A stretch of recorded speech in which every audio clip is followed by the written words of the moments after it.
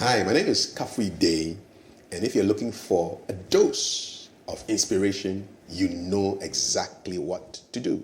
Keep watching Springboard, the virtual university. Hello and welcome to Springboard, your virtual university. My name is Albert Okran, welcoming you on behalf of Team Springboard led by Comfort. This is your most inspirational show and the point of convergence for the greatest minds. Your virtual university is brought to you by the Springboard Roadshow Foundation in partnership with the Multimedia Group and proudly sponsored by MTN Pulse, the Enterprise Group, UMB Bank, with support from the graphic business. So our series on the engine room has become a must-watch for many because it has taken us behind the scenes with frontliners in academia, arts and entertainment, the media, ministry, the corporate life, and several other fields of endeavor, trying to find out what we wouldn't find in any publication or recording. If you have missed any of these exciting discussions, find them on my YouTube page, Albert Okran. So, my guest today in the engine room has over 25 years of experience, corporate experience in diverse industries. She's a chartered insurer, a certified award-winning HR professional, a coach, and a fellow of the Africa Leadership Initiative, where she is with Comfort and I. My guest, Dr. Hazel Berrard. Amuah. Hazel, good to see you. Good to see you, Reverend. You're looking great. Thank you. I'm sure there's so much to thank God for. Too much. Good. So you just released a book not too long ago called Winning the Jungle, and that has caught my attention because today's show gets to do a two-part. We will look at your life, the engine room of your life in the first part, and the second part I can't wait to have is a discussion about the corporate engine room, what you would never find out, or you will find out sometimes too late at great cost to your career. And we will tap into your experience to bring answers to people who are asking questions about why is there so much corporate politics? Why don't I understand why I was not taken in the interview? We'll find out what people need to know about the corporate life. But let's start with your journey. Let's find out about the genesis of your corporate journey and the twists and turns, the Exodus, Leviticus, and maybe the Deuteronomy. I started my career in British American Tobacco, Ghana. It was in Takoradi then, and that was where I was living. So I started there as an intern, temp work contract with the National Service. Very interesting foundation.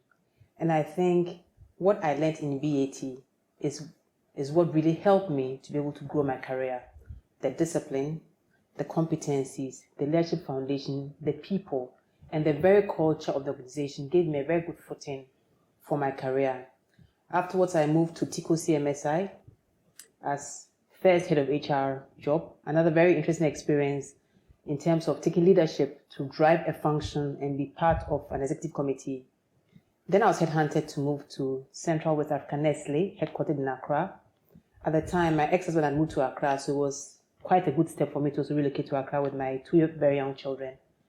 Nestle was an amazing experience. 22 countries, diverse cultures, diverse people, a full end-to-end company, manufacturing, making all kinds of products from beverages to spices to baby food, everything nutrition. Nestle had a very serious eye on quality and still has an eye on quality. I learned so much in Nestle. I think the biggest jump from BAT in my career in terms of leap was in Nestle. I was there for about 10 years, almost 10 years. Varied experiences, projects, training programs, mentorship, coaching, falling and rising, experiencing all kinds of things, dealing with serious diversity really opened my eyes to what a real world-class company expects when it comes to landscape for where people should work and how people should behave. So Nestle was fantastic. Then I moved to Old Mutual. Then that's where I got my insurance experience. So Old Mutual was another wonderful transition. First week, first month, my former boss said to me, you have to have a chartered insurance certification. I'm thinking, have a PhD, have master's certification. Why do I need this? He says to me, Hazel, I think you can be general manager one day. Get that in the bag will help you. Besides, it's about understanding your business. So you've moved from FMCG energy, just do it.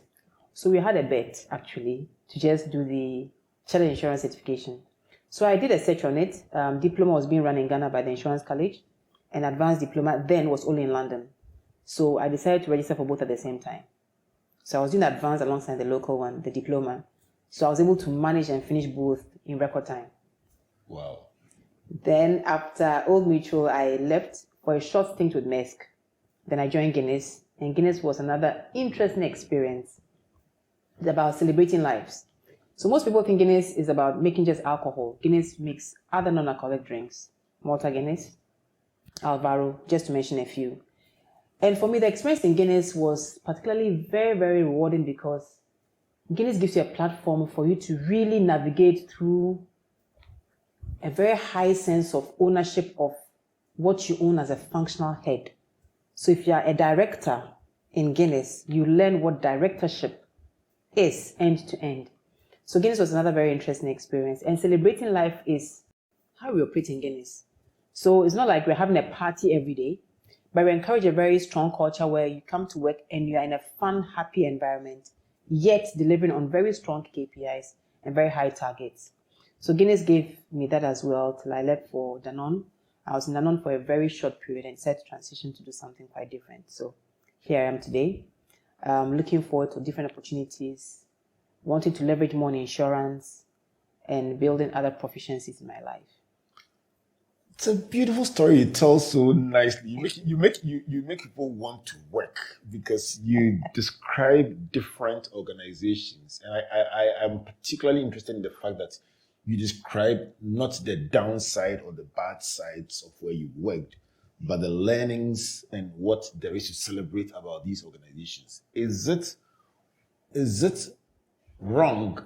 Is it a problem for people when they leave an organization to focus only on what their regrets were or what did not work while they were there? I think people have different experience and different responses to issues. You call it a beautiful story, but I've had a lot of challenges also. So it's about how you perceive your challenges, how you interpret your challenges, and how you decide whether there'll be lessons or things that will pull you down.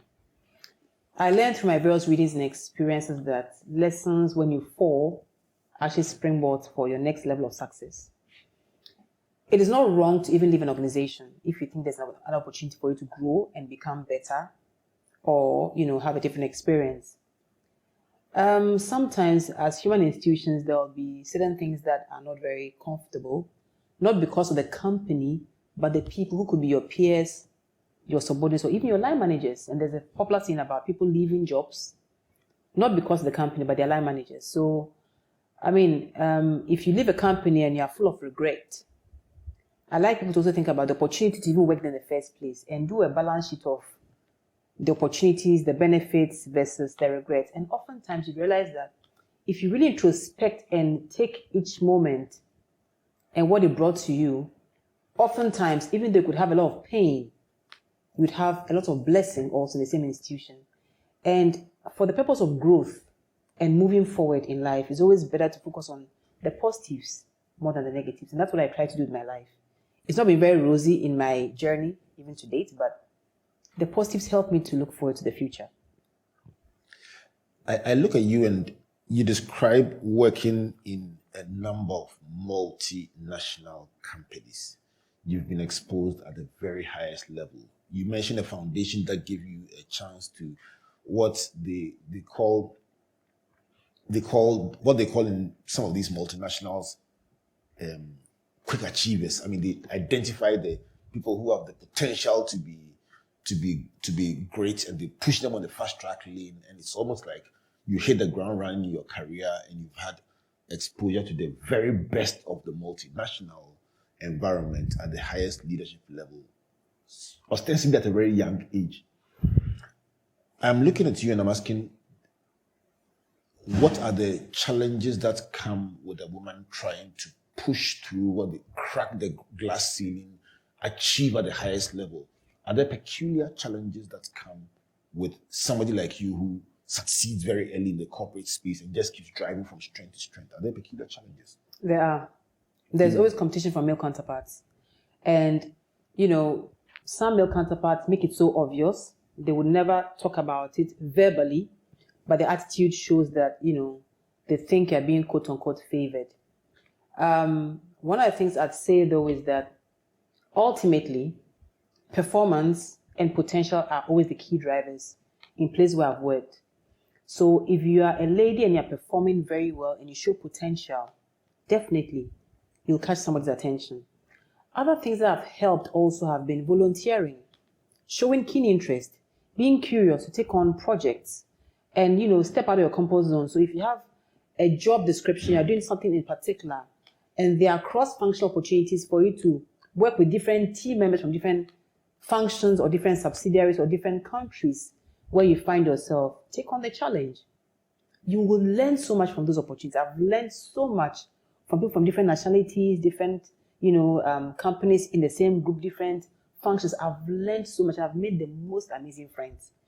I mean, at the book launch, for example, where you were, you realized that there was a picture of myself and a lot of people from Nestle.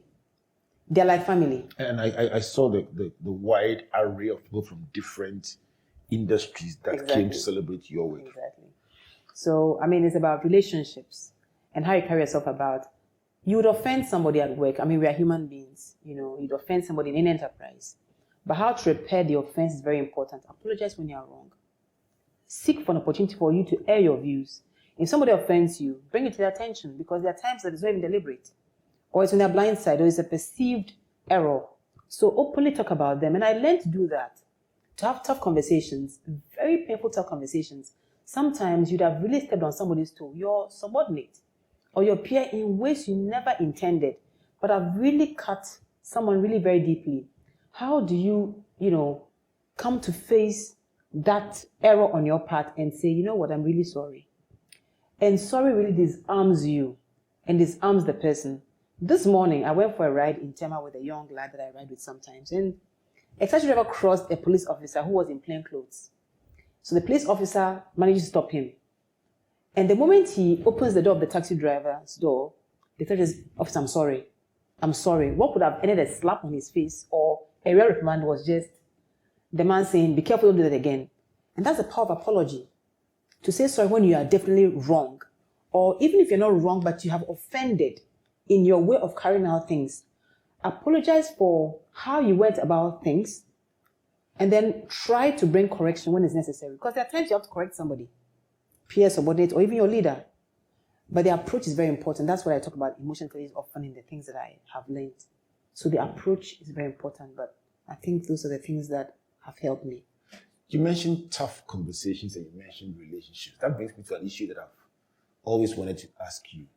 Because of a recent development, I observed in an interview that Comfort had with another very successful career woman. You are the ultimate career woman and you are divorced.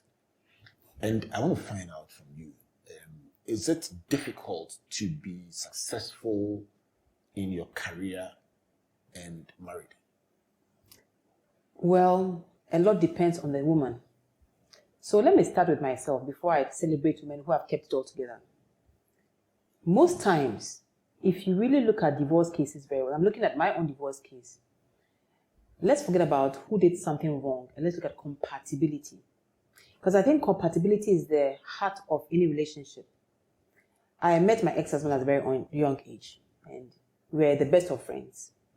We grew apart in our marriage and we became no longer compatible, and that was when we began to have problems. And in any relationship, whether it's marriage or otherwise, once there's no compatibility, you have problems because communication breaks down.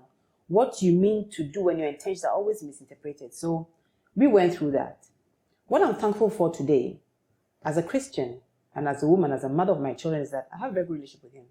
We talk, we chat. It was an easy journey to get to that point, but I'm proud of myself, I'm proud of him, and I'm proud of my children that today we can talk. Now let me celebrate my senior women and colleagues. Let me pause and celebrate you for what you just did.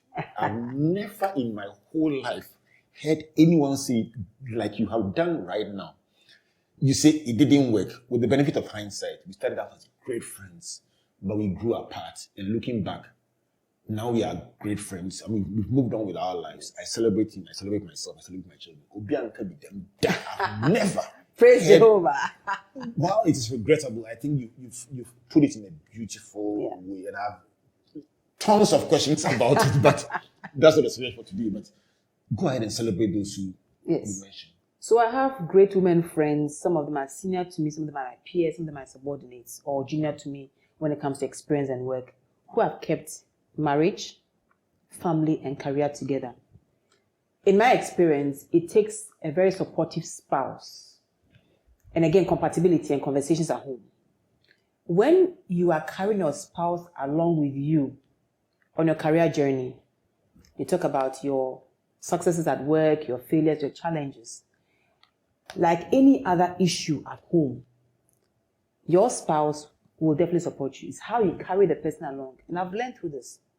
And I've observed women who are very successful, some of them have men or spouse who are even lower in rank or in the eyes of society to them. But the men are so supportive to the point where you don't even pay attention to the difference between the woman's career and what the man is doing because they're supposed to be one, right? So what you describe will seem to suggest that society or culturally, there is no problem when there's a gap, clearance, dissonance between the man's achievements and the woman's achievements. The problem arises when the woman is advanced in their career and the man is behind. It's a common challenge. Right. And the woman I speak to, some manage it so well you won't even notice. Exactly. How do you think they do it? Bottom line is, these women that I've spoken to, some of them are my friends, they consciously make sure they never tout their achievements in a way that offends their spouse. You understand? My key belief is that we rise because of grace. Yes, human effort, because God gives you the grace and the talents. But let's be careful how we downgrade other people when God has blessed us and given us an opportunity. A very common mistake young women make, or women who are rising make, is to begin to downgrade their spouse, forgetting that at some point he helped them through their journey to move up, the sacrifice when they had to probably travel, do courses, work late nights, and husband taking care of kids or supporting them. Women often forget that support. So all the women who have been very successful in keeping husband, children, family life, and corporate life together have had that balance. I see very strong corporate women who even make it a point to cook at least over weekends for their spouses. I'm not saying that cooking necessarily is a woman's job, but we are Africans. And if your spouse loves to eat your food, make time to do that for him. Don't delegate things that your spouse enjoys to do to another person to do for you, because you begin to lose your spouse. Remember, it's not about the taste of the food, but it's the fact that you are doing it for them. The same way women like men to do certain things for them. The little things that you use to enjoy together as a couple, when you begin to have acceleration in your career, don't let go of them. You lose your spouse. And you call that the consciousness. You have to be deliberate and intentional about it. Look, I have younger friends who are in their early 40s, who have young families, 3, 4 children, great careers. And they will tell me, Mansa, when it comes to the kitchen, I was but it's for those of you who don't speak Fanti. I was going to say that. When it comes to the kitchen, I won't delegate that to anybody. If it means that I'll get my house girl to cut my vegetables for me, let her cut, but I'll do the cooking, because I think when it comes to making meals for my family, I have to do it. Now, that journey is because perhaps the husband prefers for her to do it for the family. And I know other couples where the couple take turns in cooking or doing house chores, and that has also worked. So there are varied stories. The most important thing is for you to look at your peculiar situation and make sure the things that will put your partner off, you avoid to turn them on, because once they are put off, even if they're not having an affair or moving out of the house, you lose them in your own home. Let me ask a question. So let's look at a situation where what the partner prefers is not practical. Mm-hmm. So let's take a woman like you. I mean, if I use you, in your kind of work, I mean, but for COVID and the changing world of work, you typically could come home at 9 p.m. Some days. And on some days, not because you want to. I mean, if you're a banker, if you have to balance your books at the end of every day, you're coming home sometimes 3 hours after your husband has closed. Now, I met somebody who says, how can you say you can't eat food that is in the freezer? I mean, how can you? So, in situations like that, while you want to compromise, while you want to make some concessions, what the person is asking for may not be critical. How do you? Conversations, and I like the example. It's very typical. And I get young women coming to me to ask for solutions to that. I always say, talk to your husband. Let him understand what you go through. And sometimes women come to me crying that husbands are watching football. They come home much later than they do. Don't even mind the baby watching football. Husbands have to learn to support their wives. And the interesting thing is most women use everything they have to support the home. I always say that if you treat a woman nicely, she'll give you her paycheck without thinking, because women are givers naturally. I'm treating you very nicely. So you haven't given me anything. Okay, we are not married. Or they say you treat your spouse. You say you treat women, so I'm treating you well, so you give me your paycheck. I'll be very happy if you did. But ultimately, I mean, if you marry a woman and you treat her nicely, she gives of her best. Because, look, and I'll use myself. No woman wants to be married and be divorced. We don't go in to get divorced. It's circumstances. I didn't get married to be divorced. And before I went through a divorce, it was a very painful transition. The reflections about it, the considerations, before that decision, young children, even what society thinks. And if I talk about my parents who have been married for over 50 years, I'm breaking family tradition. Did you feel you had let them down? Oh, I knew I'd let them down. Oh, I knew I'd let my parents down. Because the first time I wanted to get divorced, my father and my mother called my ex-husband's family to say, let's help solve this problem. Let's help them understand that we are here to support. If there's anything wrong, they won't be there first. They should patch their problems and move on. So the time I actually moved out of my home, I didn't tell my parents. I moved out and then said to them, I'm going to see you guys in Takoradi next week and we'll talk about something very important. You feel you did it for yourself? I had to.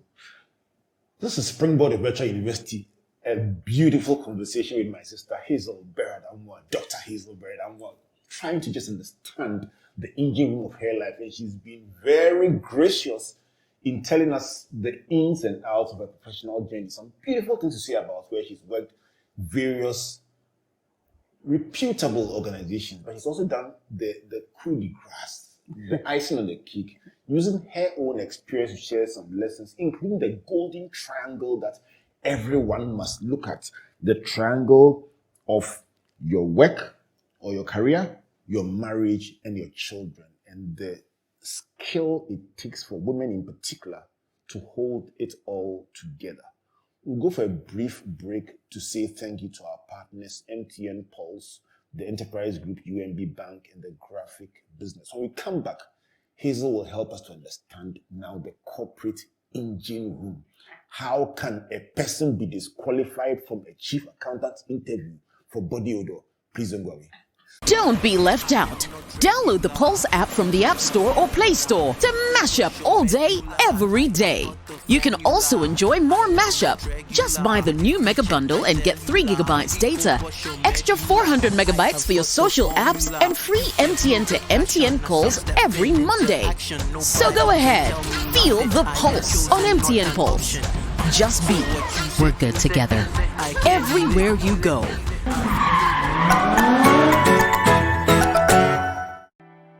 There once was a man who had it all.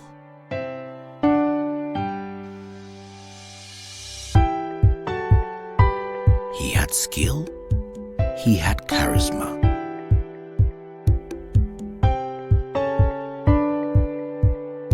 He was loved by all, but above all, he knew the importance of helping others, lifting others up. He knew the importance of giving other people an advantage so that they too would use that advantage to help others. All you need is that advantage that sets you apart from the rest. And when you discover that advantage, life's challenges don't seem so daunting anymore. That's where we come in. Enterprise, your advantage. UMB was established in 1972 as the premier bank for the corporate and private sector in Ghana. From our very beginning, as the only Ghanaian bank serving all categories of businesses, we set a standard for excellence and innovation over the past 45 years. We've built a financially healthy and strong bank, demonstrated our commitment to our customers and to growing businesses, and exhibited originality and innovation at every turn. At UMB, our focus is built around people, service, products, and technology. These are the key to our present success and our future triumphs. At UMB, we're poised to make a difference not only with our customers, but also in the banking industry. We invite you to share in our future. Our future starts now with you.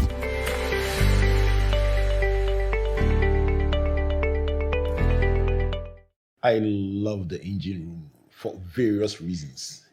And today we've been having a beautiful journey with Dr. Hazel Berrard, Amuah, helping us to understand the engine room of her life and transitioning into the corporate engine room. Lessons about adaptation, about foundations, about diversity, about the power of apology, about the golden triangle, and a big lesson about divorce and about successful corporate women. Hazel, you mentioned volunteering. It caught my attention. It's something that is being touted as a probable access point for people seeking to advance their careers. You mentioned volunteering in cross-functional opportunities. Help us to understand that one. Oftentimes in the multinational world, you have projects coming through. These projects are a blessing in disguise. Because first of all, the companies always have options to hire consulting firms or to outsource on a short-term basis or bring, experts to do it. In some of the companies you have worked, you realize that when these opportunities arise, you have young people or some individuals like myself raising their hand to say, I'll be part of this. And this has been a very good opportunity to grow because you have a project, timelines are tight, expectations and KPIs are so high, so you have the chance to stretch yourself. And you don't stretch alone, you stretch with other people. And the beautiful part about volunteering for these projects is the team dynamics. So diverse people with different backgrounds, sometimes culturally, functionally, temperament, capability, bringing different things to the table, different ideas. So even if you think you know it all or you pride yourself as being a good talent, you realize in those projects that there is so much to learn from other people. Did it open doors for you? Oh, a lot of doors. One of the biggest ones that I'm so happy about, I talk about at almost every interview, is what was titled The Change Journey in Nestle. So I was doing my second master's in organizational development. I'm in the corridor with my market head who was going for a cup of coffee. He looked stressed that I just cracked the joke. Why are you looking so stressed out? Is it because you just came from Switzerland? He said, yeah, the numbers were not good. So we began to talk and he was a very open person. So as we spoke about it, I quickly applied something I was learning in school that week to him and said, but I've learned this about school. If we tackle this problem, looking at the human diversity that we have in our business, perhaps it could be a springboard to the solution.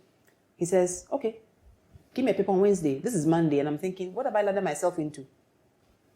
So I go home and I sit and I begin to write a few thoughts, which were more theoretical than practical. Then I began to think about the complexity of our 22 regions, the diversity as well, and the opportunities. The paper was presented to him and my HR director for the region. And bingo, I was asked to drive that project. I didn't drive it alone. I drove it with people across the region. Superiors, peers, subordinates. The exposure was massive. The confidence to step out and share your ideas, the confidence to talk to a superior and say, I'm just learning from even the engagement, the style of engagement. You look at a superior. Do we even need to know, for people who are beginning their careers, what to say when you meet a senior in the lounge, in the restaurant, are these things people must learn about the corporate jungle? They should. So I believe in two things. Respect is very important, and how you carry yourself about. So be bold, but be respectful. And in the multinational environment, for example, it's about open door policies, about transparency, about accessibility. So whilst you are being bold, the way you go about it, your body language, your verbal communication, and moving beyond the African not keeping eye contact to keeping eye contact, because culturally, eye contact is a foundation of trust and integrity. So if you're always having shifty gazes, it gives the impression that you have something to hide. So eye contact, boldness, keeping a friendly face, smiling, and just being very polite actually opens doors. And when you show up professionally in that way, you have the right manners, the right, etiquette and everything, you get somebody's attention. And if all things being equal, by God's grace, you're also doing more than average in your job, come on, the doors will open. I had a very funny experience training a group of executives from a West African country not too long ago. And the person was talking about an interview that he missed out on. And he says, in that interview, when he went, I was waiting for them to ask the engineering question. And I was rehearsing the question in my mind. And the person who was doing the interview said, let's go for a cup of tea. And they went for the cup of tea, and the person was asking them, how was the tea? And he says he was just chewing the engineering solutions in his head. And so he just took it cool. He didn't even bother to answer. There was this guy who just was engaging about the tea and about the coffee and about the Arabica and the scent of the coffee. Absolutely. And he says he was just waiting. After the tea, they relaxed out there, and the guy asked them to describe the environment. And they said the interview was over. Yes. Hazel, is it not unfair? It's very fair, and I like to do that. I've done that several times in my life. I've had coffee, I've had tea, I've had a walk with people to do the interviews. I don't like the interview where you have to sit and ask questions behind the desk with papers. But the question never came. The guy said the question never came. No, it was about coffee. Because all things being equal, you're a qualified engineer. If you've had a first class, second class from KNUST, are you not qualified technically or functionally? So the rest is your behavior, your attitude, how you can blend and liaise and engage with people. Because at the end of the day, it's about teamwork. No institution in 21st century preaches silo work. You want to break down silos, so you want to just be a technocrat, when ultimately people are looking for technically qualified people who can become leaders and managers of resources, and being able to articulate and express yourself and have interpersonal skills and break barriers and speak to just anybody. So the interviews are often not looking at your technical competence. Hardly, in my opinion. I mean, when I do interviews, for example, I don't give my interview questions on camera, but I don't like to test your competence as a technical person unless it's a transition to a different environment. I have to test how you're going to transfer those skills to that environment. Otherwise, everything else is soft skills. Communication, how you take feedback, how you manage conflict, how you lead, how you have managed waste, and how you have even talked about your failures. I spoke recently to a young man and asked him about his weakness area. He says, I do have a weakness. I said, I beg your pardon? Okay, tell me about your development area. Oh, it's how I perceive feedback. Okay, how about that? Oh, I always like asking feedback, so probably I offend people. And I said, you have a chance to answer this again. Tell me about your weakness, about your development area. He says he has none. But as human beings, we all have our flaws, don't we? So the humility to say that, okay, this is my flaw, and I'm coming to this organization, help me fix this, gives an advantage. So back to the tea conversation. How is the tea? You could have said, not hot enough, or too hot, or the tea has gone bad. And that would have been feedback to the person asking to think, he speaks his mind. He doesn't always have to sing praise. He can actually criticize. Or the weather. How he's able to assess the weather. And even talk about yesterday's weather and maybe tomorrow's weather and how the weather is now in Ghana, if Ghana was a location. So putting all of that into context, the today experience, the yesterday experience, and the forecast for tomorrow. The person knows you're a forward thinker. Hazel, I met this guy who was totally broken by an interview that he didn't make it on. I was on the panel. I knew why he wasn't taken. He was a first-class student, chartered accountant for a job of chief accountant. By far the best qualified person technically for the job. But the interview didn't focus on accounting issues. There was no question about balance sheet, about P&L, about the cash flow. And the ultimate is that he was disqualified for, guess what? Body odor. And he wasn't told, because the discussion was after he had left. What should people know about some of these decisions that are made concerning your future that you may not know, and you may repeat the same mistake over and over again in this selection, approval, promotion process? Talk to us. Interesting. We need to give feedback to such people. So body odor is a disqualifier because, again, you won't work in a silo. You work with people. And Albert, you'd agree that sometimes we switch off because of odor. I mean, it can actually make you black out. And like you don't even hear what the person is saying because the smell actually overwhelms you. And we can laugh about it, but it's actually a very serious issue. Think about if somebody has, or if there's a very bad smell in this room, we can't concentrate anymore.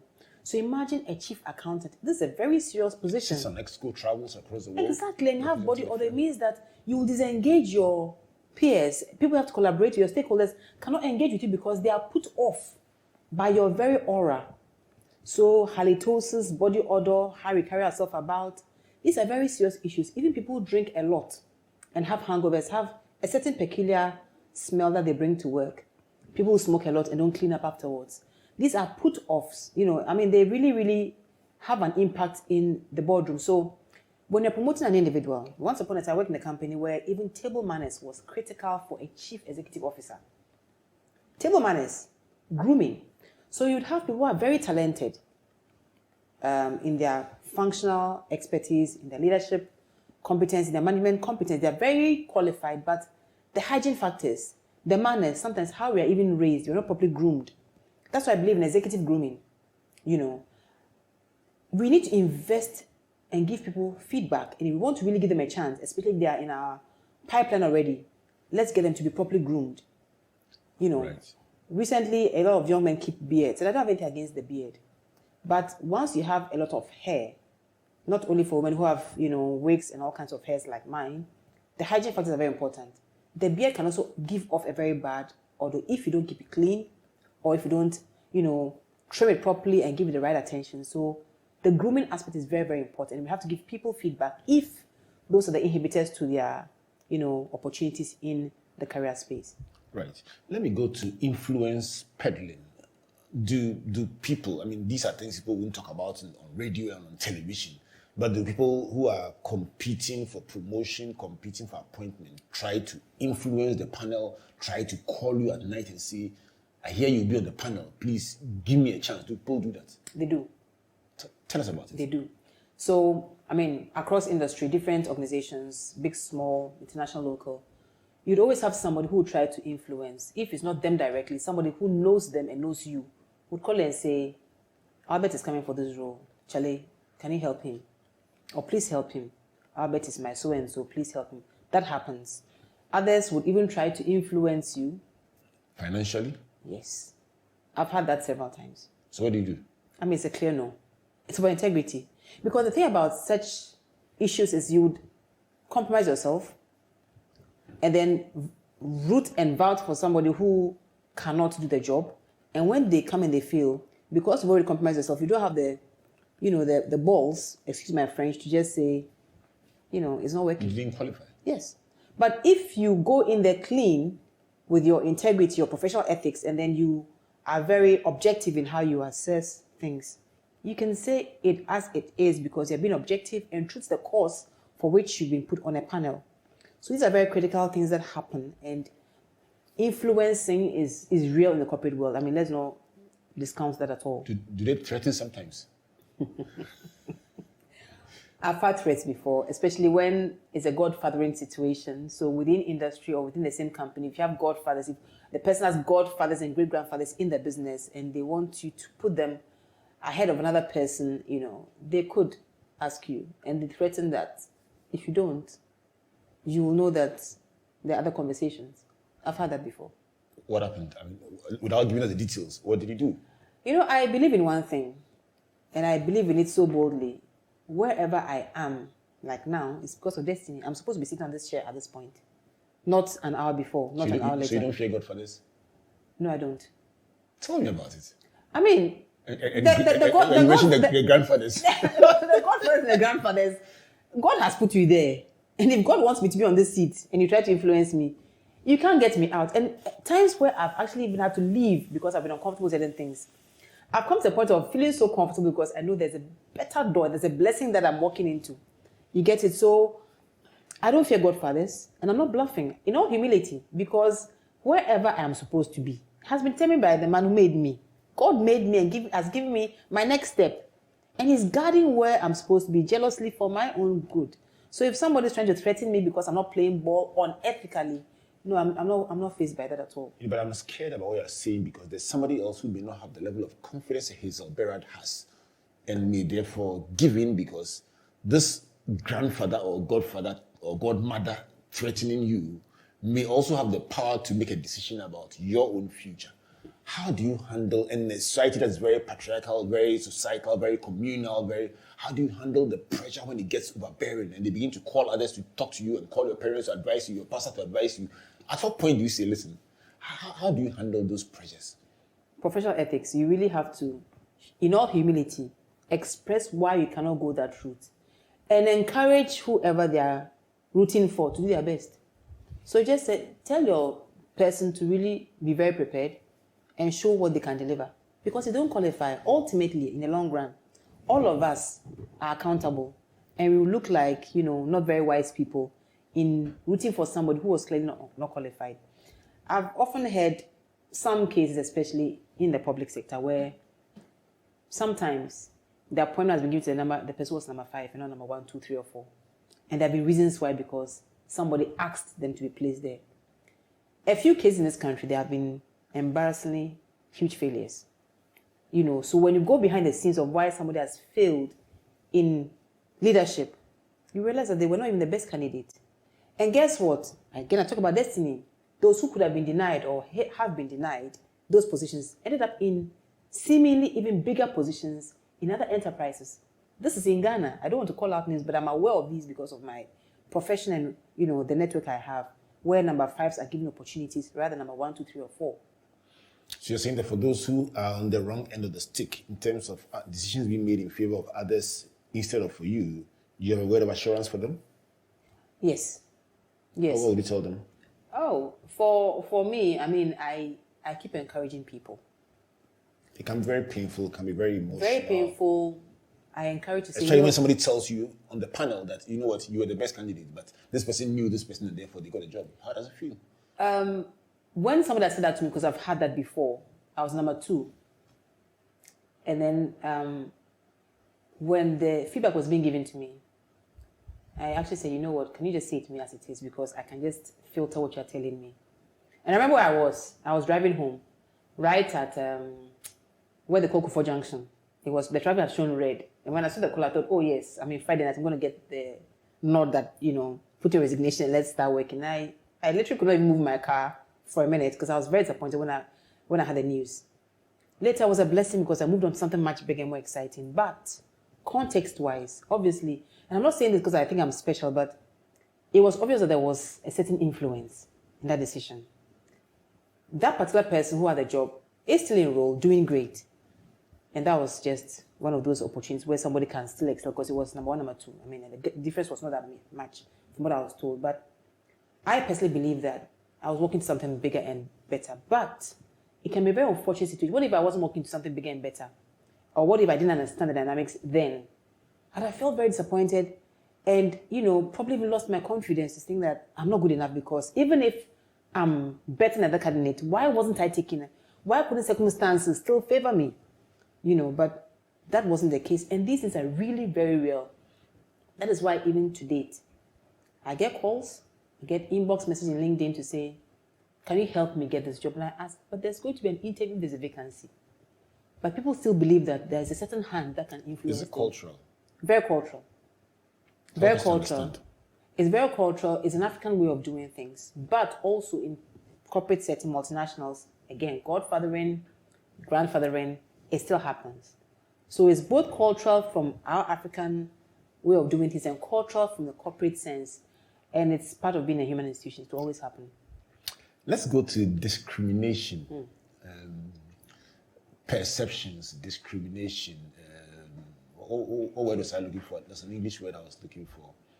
But do you find that sometimes, just because you are so young and you're on ex-school, people see your position as a borrowed position, almost like if you are lucky to be here, just occupy the seat and be part of the table. That does happen to you because you're young, because you are Ghanaian, because you are African, because you've been exposed quite a bit. So you qualify to be asked this question: do you face discrimination, perceptions assumptions because you are a woman, because you are young, comparatively, or because you're African, or because you're Ghanaian? I've had the African one, and I've had the label the young African girl. I mean, Tell me about when it. you have a label the young African girl, obviously it's like, oh, you're just lucky to be part of us. In that particular setting, I had to be sure that I wasn't the young African girl in that setting because it was a diversity box that had to be ticked. Because remember, if you look at our history in the corporate world about 15 years ago to now, we'll be looking at projecting multinationals as having an African tick, an Asian tick, a lady tick, somebody who is a bit younger tick for the group to look, box. to look seemingly diverse. And I never want to be in a box because I'm black or I'm African, I'm a woman, or I'm in the age bracket of X to X. I don't want to be put on anything because of these criteria. I want to be there because by the grace of God, I've earned it through hard work and through the promise of my potential. So when I heard the young African girl as label, I quickly corrected that. I said, my name is Hazel. Call me by my name. Call me by my name. So you must be assertive to correct it when these things happen. You have to be. Have you always expressed verbally? Yes, and one of the things that I'm very thankful for, especially my father, for teaching me is to speak up. Family of 4 girls. My father was strong on giving respect, but expressing your point of view. So he's very, very strong, even to date, on showing respect and how you express yourself. But he listens to you. So it's always how you say it. And he would encourage us to say things. If you were too quiet, for some reason, my father would try to get information out of you. He'd help you to speak up because he thinks that you have to have a voice of your own. So it's important that you express what you have inside you, again, with respect, but say it as it is. Would you say it to embarrass the other person? No. But put it out there using the right body language, the right tone of voice, right eye contact, and say it as a matter of factly. Make your point. Assertiveness, not arrogance. I want to use this as a mentoring platform for many people who are starting out on their journey. When you mentioned volunteering, and I've stuck with that because it's been bandied about quite a bit. And some people say, listen, just the examples you give, you are in a multinational, there's a project, even if you're not sure there's money involved, just the prestige of being in a multinational project is enough reward to step out and participate. Here is a person who is not employed, who is looking for a job and being told, volunteer to help in a church, in an environment, in a club or society. It's not the same as a multinational project. Hazel, do the lessons of volunteering apply to everyday situations? They do. Help us understand it.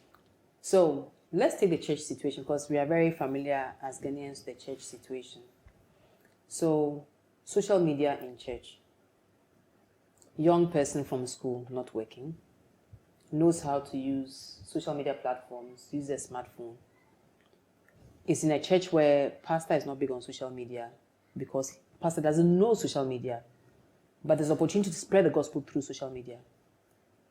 Why can't this young person volunteer to even lead the social media support for the pastor to help spread the gospel?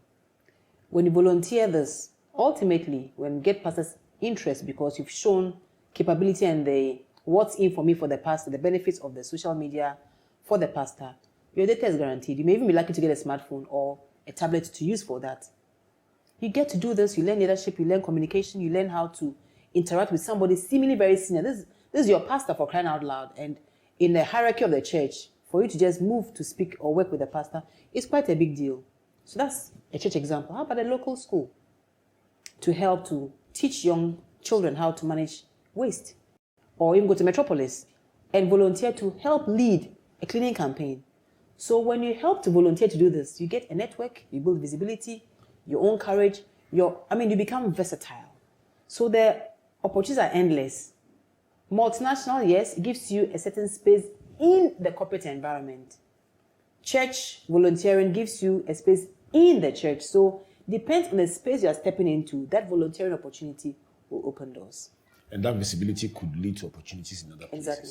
Let's talk about what you do for your pastime. Once on my long distance walks, I was doing that day 25 kilometers in the morning, started at dawn and striding in our walking base. I turned around and there you were riding away, and I called you later to find out you were doing twice the distance I was doing. You were doing 50K that day. Tell me about keeping fit and walking and how it fits into your corporate plan. It's been one gospel I'd like to preach all over the world. The balanced life.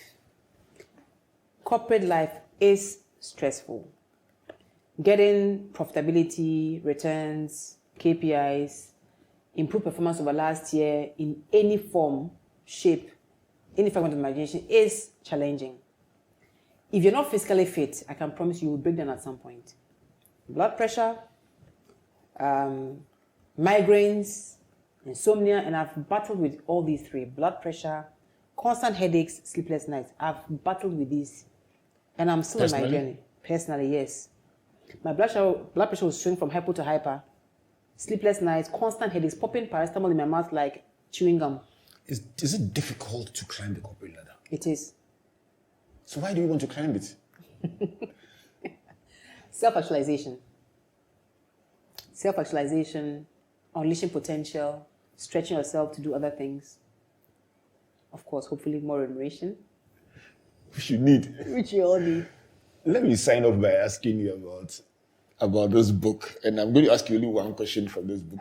All that you said is for the book, but there's one question that I how did you choose the name Winning in the Jungle? Is the corporate life a jungle? Life is a jungle, not just corporate life. So if you've read that book, anybody who's read that book, I use both personal and corporate examples. My examples and what I was observing, everything in that book is true. There is no fiction in that book. It's the reason I'm asking you these tough questions, because everything in there is true. Speaking to things that people are asking in their day-to-day journey. Everything in there is true. I'm interested in the word jungle. And you actually show, is it a lion and a tiger? You just show two very ferocious.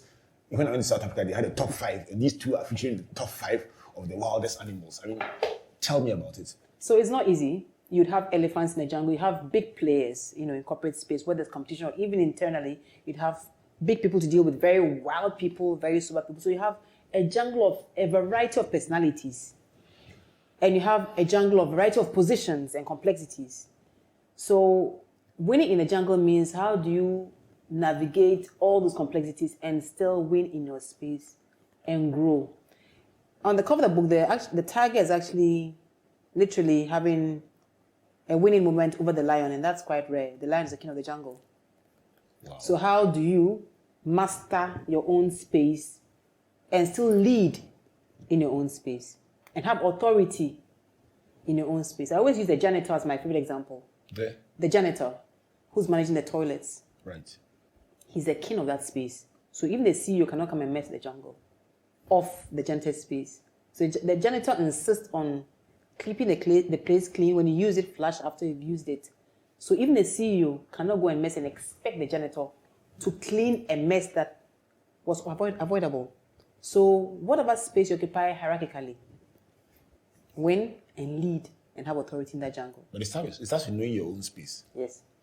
I want to tell you my favorite lessons. And if you just joined us, this is Springboard in Virtual University. And this hour has been spent with Dr. Hazel Berrard, Amuah, helping us to understand, in the first part, her own engine room. In the second part, I told you I was looking forward to part 2, the corporate engine room and the big lessons that we often we take for granted at great cost to ourselves. Hazel, it's a difficult project trying to select top lessons from what has obviously been an hour ridden with bullets. But let me tell you the ones I chose for very good reason.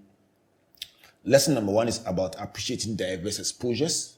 And you talked about your lessons from BAT, your lessons from Nestle, you listed every organization, and you were gracious enough to mention a lesson learned from each one.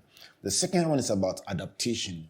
Sometimes to succeed in a particular environment, you need to do extra courses that are tied to that industry. You mentioned having to do a diploma, an advanced diploma in insurance concurrently to become a chartered insurer, and the bet with your boss that you could do it or you couldn't do it. Third one is about ownership. I love the point from your example in Guinness about ownership, owning your function and creating a happy environment while delivering on your KPIs. That was sweet. The fourth is about a balance sheet. Before you see any place that you worked at as a challenge or a problematic place, think about the blessings and learnings. And when you create a balance sheet, you'll be thankful. The fifth is about volunteering, probably the biggest subject we've talked about today in terms of spending time on it. You said, take a keen interest in diverse projects in cross-functional areas to give you access, visibility, and then also networks. The sixth is about the power of apology. You see, it disarms even the policeman or the biggest predator in the jungle. The seventh is about the golden triangle, finding the balance between marriage, career, and children. And you spend time helping us to appreciate your own divorce, the learnings and the benefits to people who are listening about how to find the right balance between these three important parts of our lives. The eighth is about engaging people.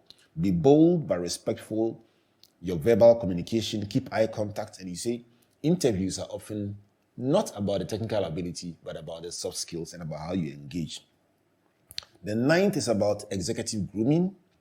The disqualifiers that could be a barrier in your quest to climb to the top. You mentioned halitosis, you mentioned table manners, grooming, hygiene factors, etc. And the last one is about influence peddling. You say it is real, they are godfathers and grandfathers, but if you find yourself in a position where pressure is being brought to bear on you, stand your ground and maintain your integrity. The overarching lesson you close us with is about balance. Live a balanced life. Pay attention to yourself and ensure that you stay alive to keep climbing the ladder. Awesome. Hazel, I want to say a big thank you to you for making time to be with us. And for all of you listening out there, you know the rule.